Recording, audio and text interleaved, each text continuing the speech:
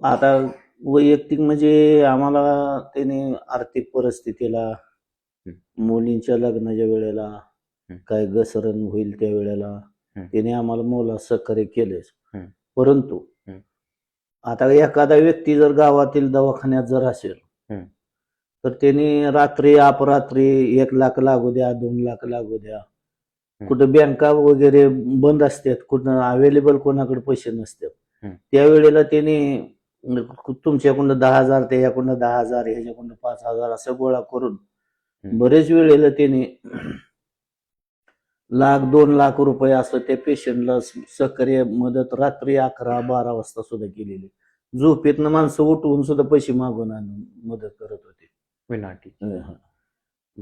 बापूंनी कसं आहे, गावगाड्यातलं असू द्या कशातलं बी, तर त्यांनी निर्णय कुठल्याही वेळेला घेताना आम्हाला बरोबर विश्वासात घेतल्याशिवाय ते निर्णय घेत नव्हते.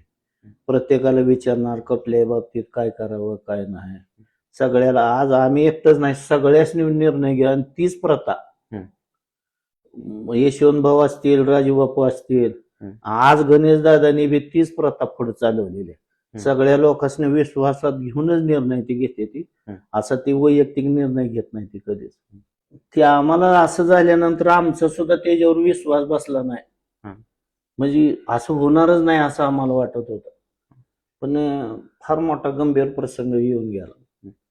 आता काय त्याने कोविडनं काय कोणाला सुट्टी दिली नाही, पण ही कोविडच्या बाबतीत त्याने गावातल्या लोकांनी 200-300 लोक आणून तपासून प्रत्येक नेणार आणणार सगळं गावाची काळजी त्यांनी स्वतः घेतली आणि त्यांनी स्वतः गेलं.